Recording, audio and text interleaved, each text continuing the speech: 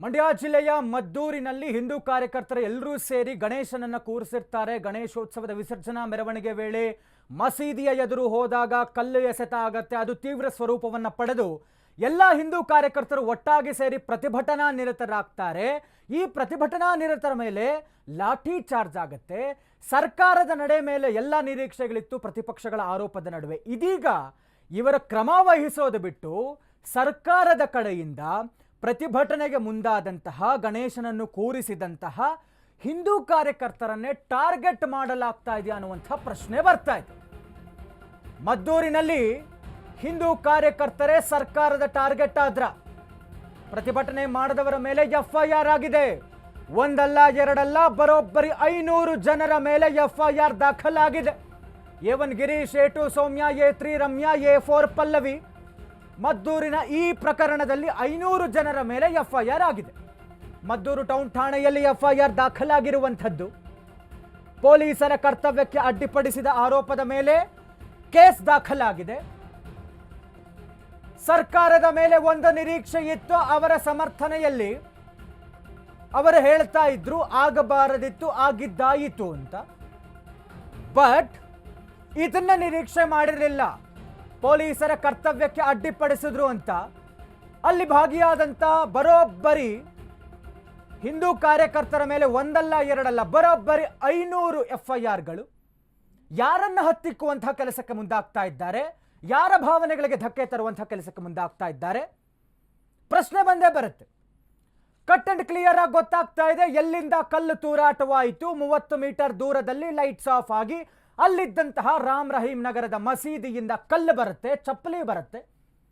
ಇವರುಗಳು ಯಾರನ್ನ ಕೆಣಕುವಂತಹ ಕೆಲಸಕ್ಕೆ ದೊಡ್ಡ ಕೋಮುಗಲಭೆಗೆ ಸಾಕ್ಷಿಯಾಗುತ್ತೆ ಮದ್ದೂರು ಪಟ್ಟಣ, ರಾಮ್ ರಹೀಂ ನಗರ. ನಿರೀಕ್ಷೆ ಇದ್ದಂಥದ್ದು ಮಸೀದಿ ಸೀಸ್ ಆಗತ್ತಾ, ಇದರ ಹಿಂದೆ ಇರುವಂತಹ ಒಳಗಿದ್ದಂಥದ್ದವರು ಯಾರು ಕಲ್ಲುಗಳು ಇಟ್ಕೊಂಡಿದ್ರು, ಯಾತಕ್ಕಾಗಿ ಕಲ್ಲಿಟ್ಕೊಂಡಿದ್ರು, ಇದೆಲ್ಲವೂ ಹೊರಗಡೆ ಬರುತ್ತೆ. ಇಂಥವರ ಮೇಲೆ ಕೇಸ್ ಆಗುತ್ತೆ ಅನ್ನುವಂಥ ನಿರೀಕ್ಷೆ ಇದ್ದರೆ ಪ್ರಶ್ನೆ ಮಾಡದಂತಹ, ಪ್ರತಿಭಟನೆ ಮಾಡಿದಂತಹ ಹಿಂದೂ ಕಾರ್ಯಕರ್ತರನ್ನ ಸರ್ಕಾರ ಟಾರ್ಗೆಟ್ ಮಾಡಿದೆ. ಯಾಕೆ? ಮದ್ದೂರು ಗಲಭೆ ಪ್ರಕರಣ ಸಂಬಂಧ 2 FIR ಆಗಿದೆ. ಪ್ರತಿಭಟನಾಕಾರರ ಮೇಲೆ ಪ್ರತ್ಯೇಕ 2 FIRs. ಬಂಟಿಂಗ್ಸ್ ಕಿತ್ತೆಸೆದವರ ವಿರುದ್ಧ 1 FIR.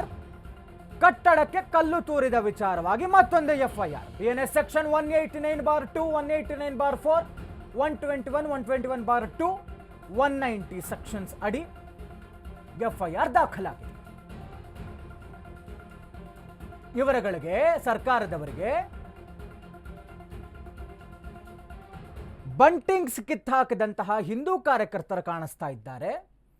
ಪ್ರತಿದಾಳಿಯಲ್ಲಿ ಕಟ್ಟಡದ ಕಡೆಗೆ ಕಲ್ಲೆಸೆದಂತಹ ಹಿಂದೂ ಕಾರ್ಯಕರ್ತರು ಕಾಣಿಸ್ತಾ ಇದ್ದಾರೆ. ಇಷ್ಟುದ್ದ ಸೆಕ್ಷನ್ಗಳ ಅಡಿಯಲ್ಲಿ ಅವರುಗಳ ಮೇಲೆ FIR ದಾಖಲು ಮಾಡೋಕ್ಕಾಗತ್ತೆ. ಇವರುಗಳಿಗೆ ಆ ಕಡೆಯಿಂದ every action has A reaction ಅನ್ನುವಂತಹ ಕಾಮನ್ ಸೆನ್ಸ್ ಇಟ್ಕೊಂಡು ಯೋಚನೆ ಮಾಡೋದಾದ್ರೂ ಕೂಡ, ಆ ಕಡೆಯಿಂದ ಕಲ್ಲು ಬಂದಿದ್ದು ಕಲ್ವೇ ಸ್ವಾಮಿ ಮಾತಿನ ಚಕಮಕಿಯಾಗಿದ್ದು, ಈ ಕಡೆಯಿಂದ ಕಲ್ಲು ತೂರಾಟ ಆಗಿದ್ದು, ಆ ಕಡೆಯವರ ವಿರುದ್ಧ ಏನು ಕ್ರಮ ಕೈಗೊಂಡಿದ್ದೀರಾ ಅನ್ನುವಂಥ ಪ್ರಶ್ನೆ ಬರುತ್ತೆ.